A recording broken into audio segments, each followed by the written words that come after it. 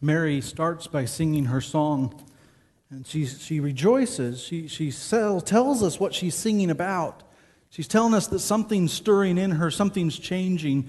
But as we read this song, as we listen to this song that she wrote, we see that she starts singing about God's character.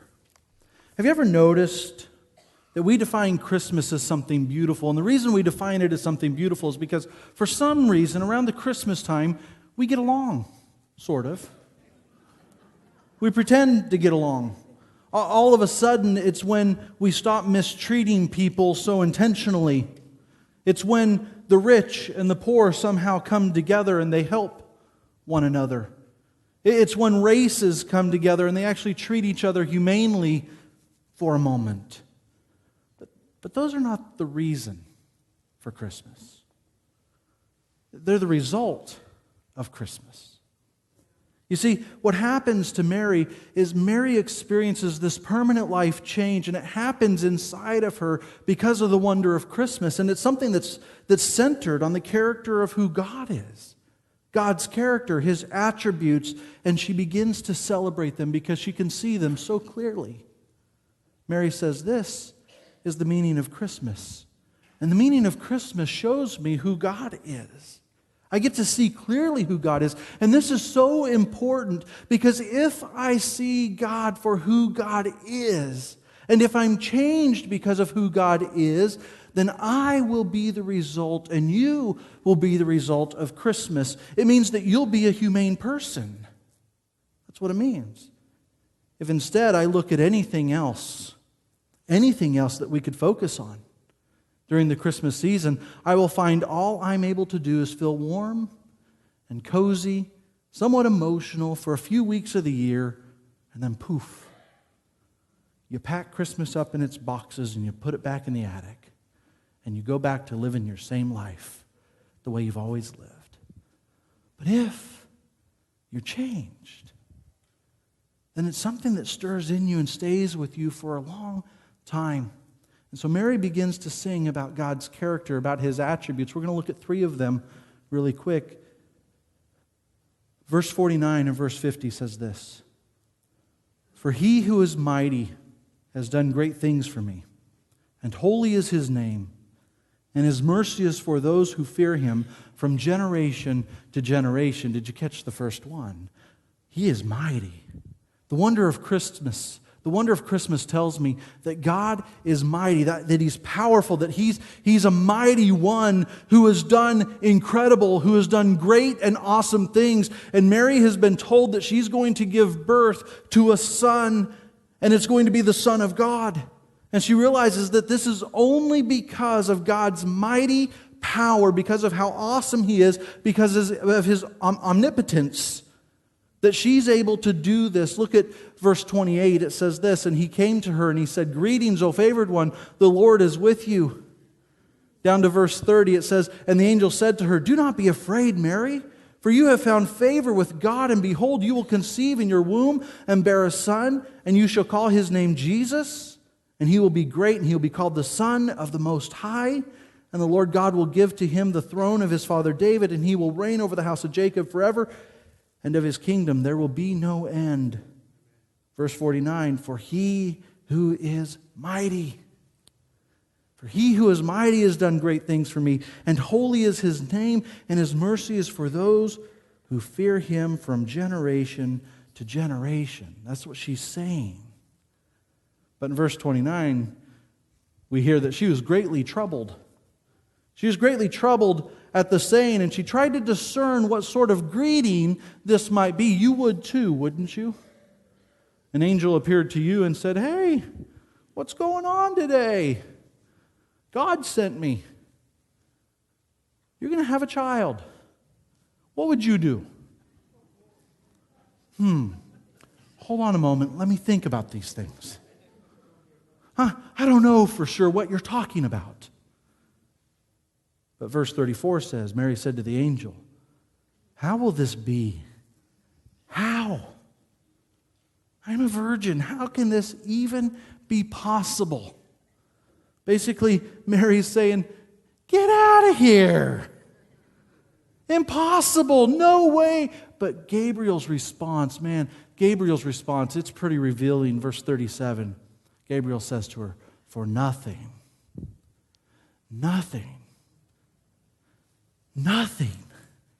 is impossible for God. That's what Gabriel says. You know what?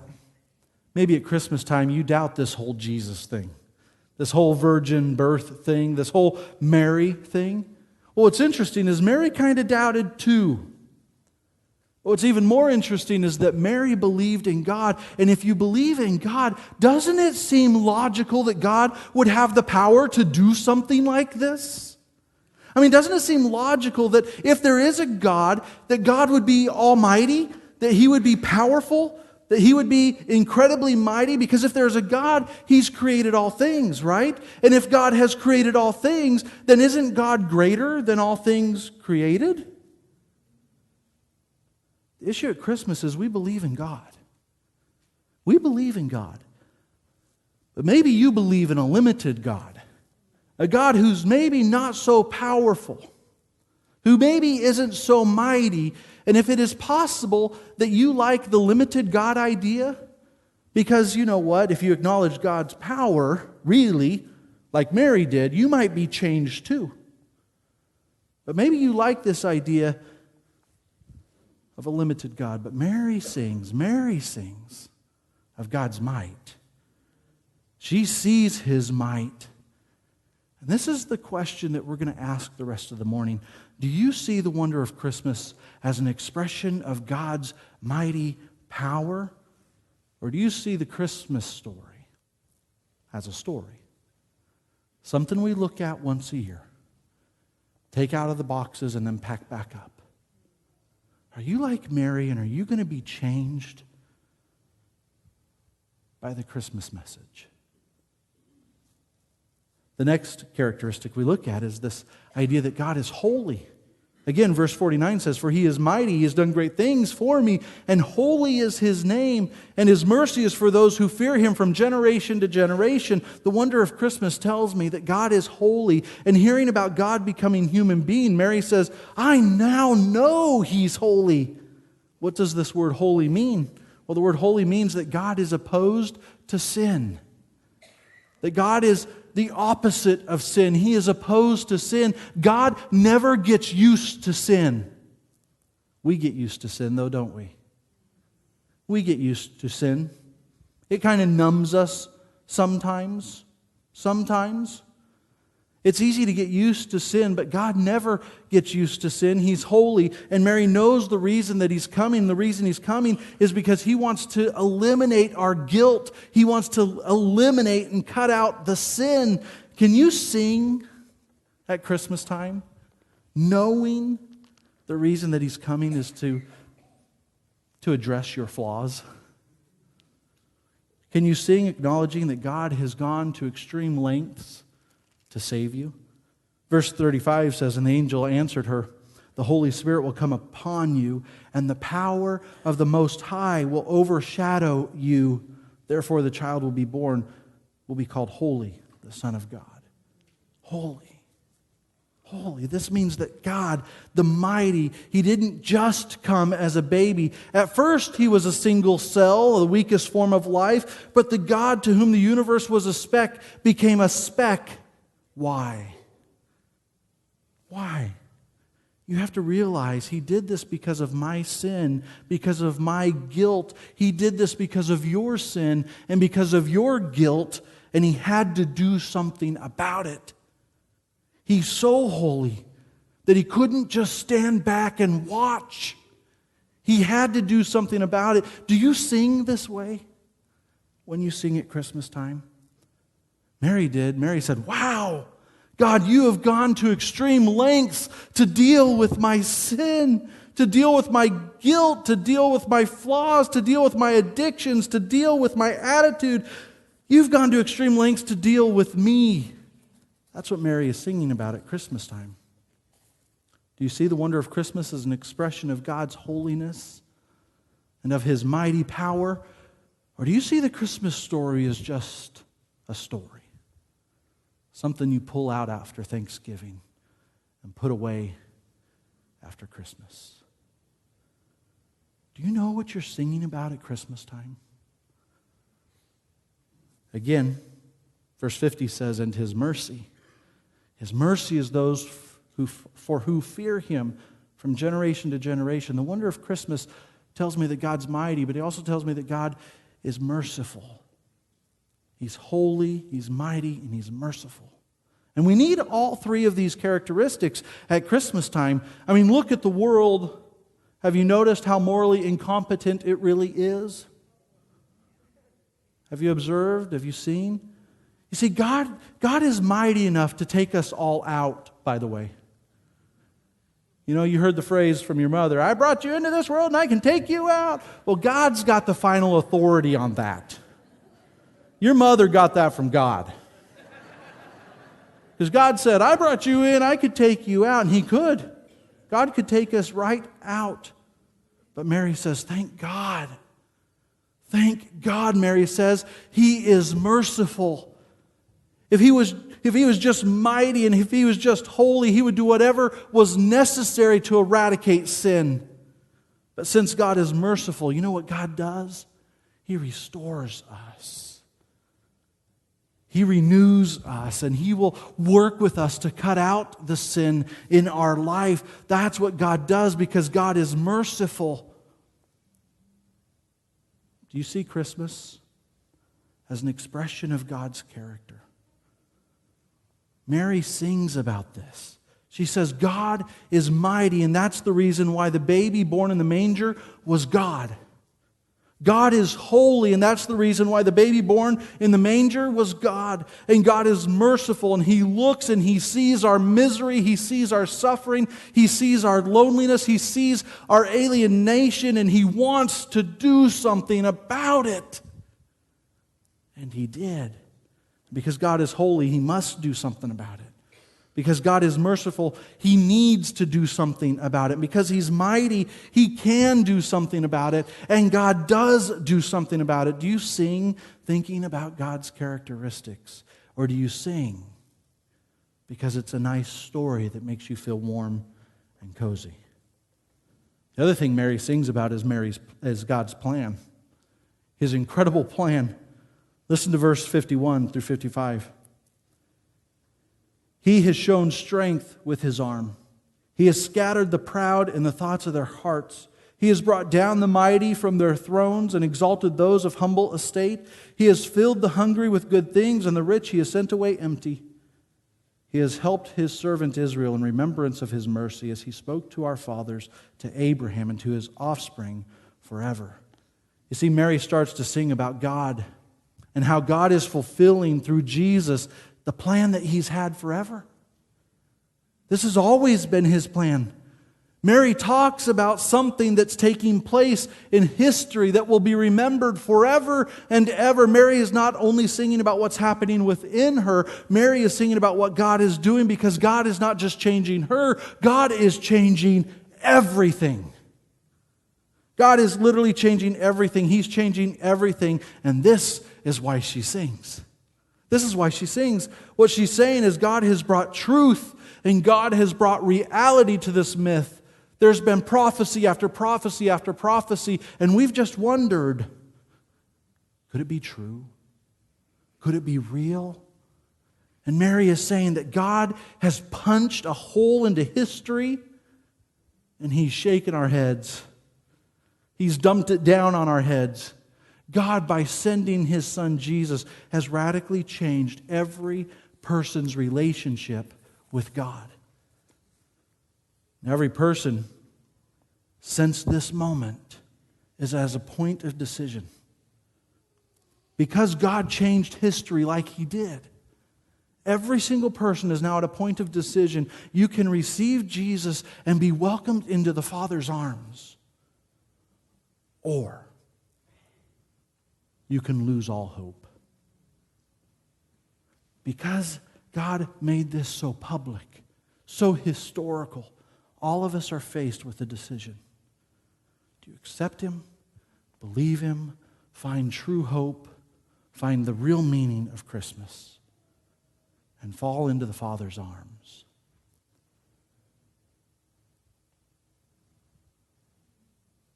or lose all hope.